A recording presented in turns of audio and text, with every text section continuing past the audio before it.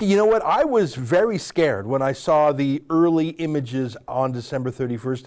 It felt so much like those terrible images from Benghazi, or even, I don't know, in Mogadishu even earlier, where Americans were devoured by a local community that they went there nominally to help and protect. To see local militias turning against America and smashing their way through with impunity was terrifying to me.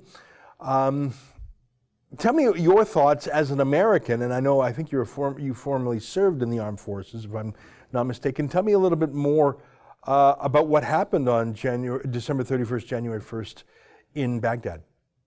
Well, I didn't serve. My wife is in the Navy Reserve. So thank you. Sorry for the confusion. Although,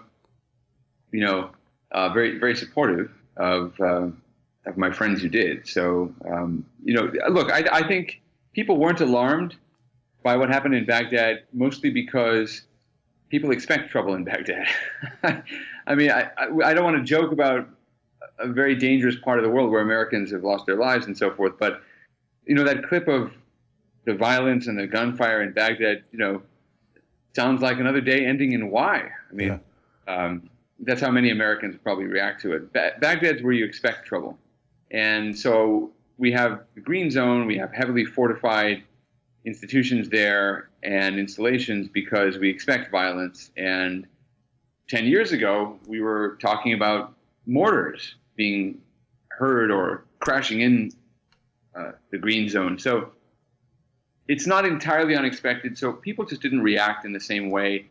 I think that the Trump administration was also careful not to overreact. Iran has tried for several months to try to provoke the Trump administration into doing something militarily. And the reason they've done that is they are suffering terribly from the sanctions. In fact, Iranian President Hassan Rouhani said a couple days ago on Tuesday I think it was the last day of December, he said that the sanctions that the Trump administration has put in place have cost the country $200 billion US.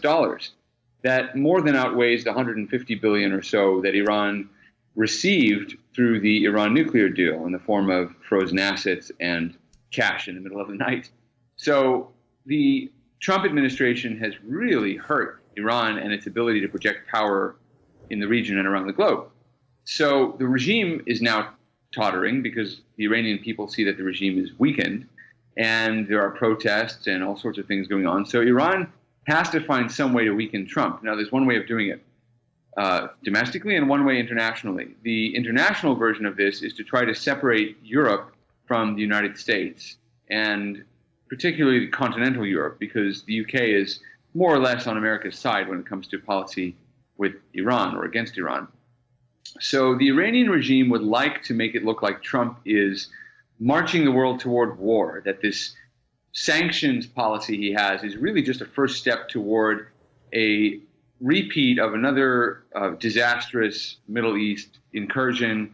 This is just the third Iraq war, and the rest of the world is going to suffer for it. So if he can create the impression that Trump is on a hair trigger and is just ready to fight, then he can start to create a wedge between the Europeans and the Americans. And Trump wisely has not allowed Iran to do that. He has not allowed Iran to provoke any sort of outbreak that would allow Europe to pull away and to insist that the United States drop the sanctions and so forth. So Trump has handled that pretty well without giving Iran too much leeway. He's made it clear that the United States will respond to direct attacks on our allies, but he's left enough ambiguity there. And some people say he's been too weak. He didn't respond to the Saudi Arabia missiles and so forth. But Trump has allowed things to remain ambiguous. He also infamously last year called off airstrikes against Iran. I think there were 150 or so cruise missiles that were ready to go, something like that, and he called them off. So Trump has let it be known that he's willing to go to war with Iran, but has not been foolishly, I think, provoked into some kind of action that would result in international condemnation. The other part of this is domestic politics.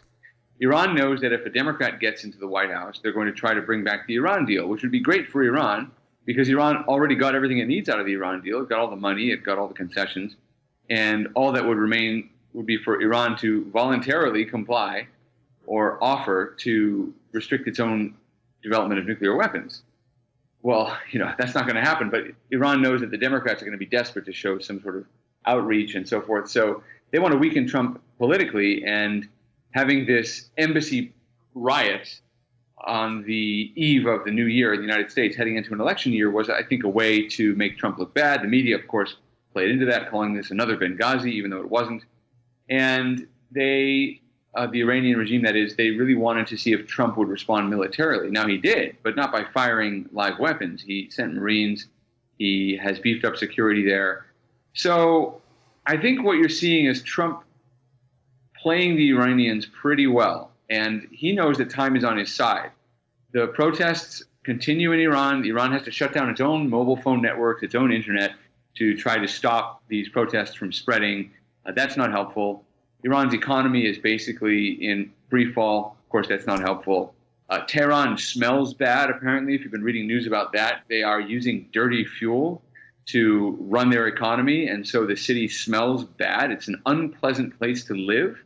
So all of that is building up towards political instability that hopefully soon in our days, as we of the tribe like to say, will result in the collapse of the regime, and hopefully in a peaceful way, and the creation of something new in Iran that is, whatever it is, whether it's an Islamic democracy of some kind or a secular, whatever it is, at least hopefully it won't rely on belligerence towards its neighbors to maintain the integrity politically of the regime.